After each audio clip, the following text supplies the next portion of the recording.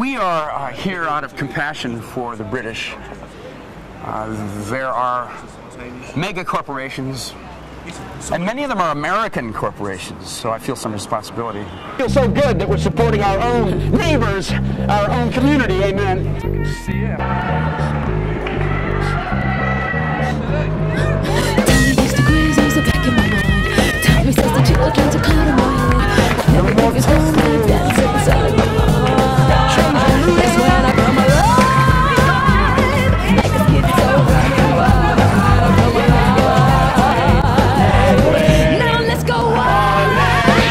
We're playwrights and actors, Savitri and I, and so are many of the people in the choir. We have always thought that retail theater had taken over. That the traditional plays were not as powerful as what Disney does in a Disney store. And the hypnosis of a Disney store is so strong that people don't even talk out loud to each other. It's thick with hypnosis. Well, our community goes in there and breaks it up, and people are disoriented, and they like whip around, and some people start laughing, and other people just stand there. And, well, we found humor and music and a community that actually has a kind of post-religious spiritual life together. And we discovered that if you back away from the product, if you stop running your life by consumerism, that something else happens. You start living another kind of life, and it's much more complex and fun and sensual. And we have this community now. Some of us have been together for 10 years. We're marrying each other, burying each other. We're having children now. So all of that goes into the Tesco's. All of that goes into the Walmart. The community itself that has this juice, this energy, and we do it together. And of course, I'm the Pied Piper out there with my gospel whites, but singing in harmony and appropriating this traditional costume, which is from a televangelist, an Elvis impersonating late-night homophobic, warmongering, right-wing apocalyptic American icon, you know, adopting that character and reinventing it with new language, and then having a joyous gospel choir that's apparently from all over the world. England, like so many other places around the world, is suffering from the demon monoculture.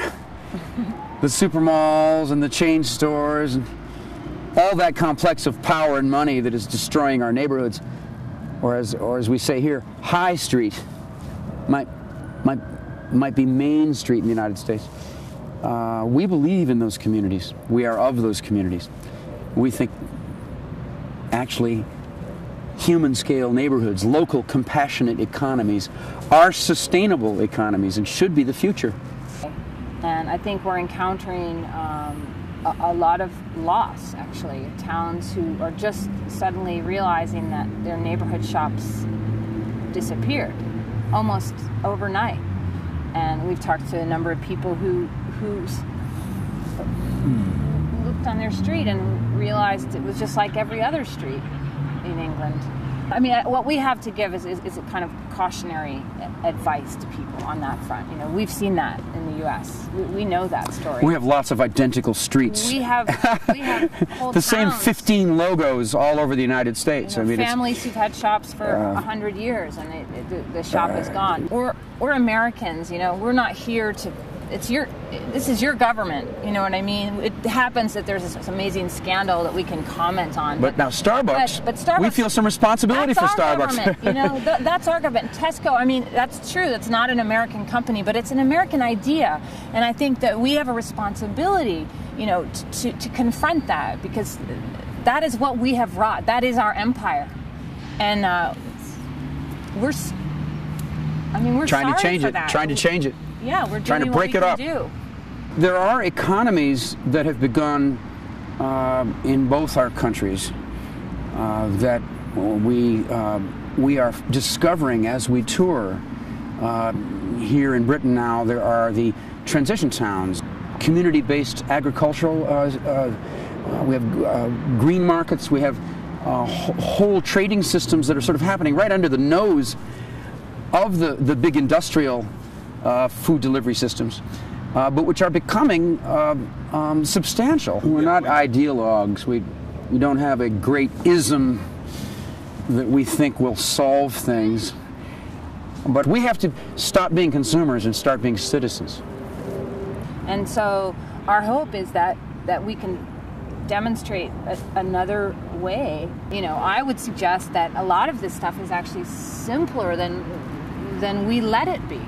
You know, the simple work of communicating honestly what you want, what you and your neighbors want, demanding that your street be your street, flexing that citizen muscle instead of that consumer muscle. So it's a creative time now. We'll have to identify the basic things. But again, start over. It does, you know, it does help to sweat the small stuff. So yeah, take the 5 minutes and go to the butcher, and divorce oneself from the notion of convenience, and understand that in a life that is not convenient, there are great riches. You know, the accidental happening that you get when you abandon convenience, when it's not just like you think it's going to be every time.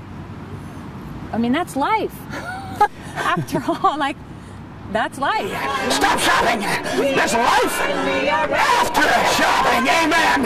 Thank you so much! Amen, praise be!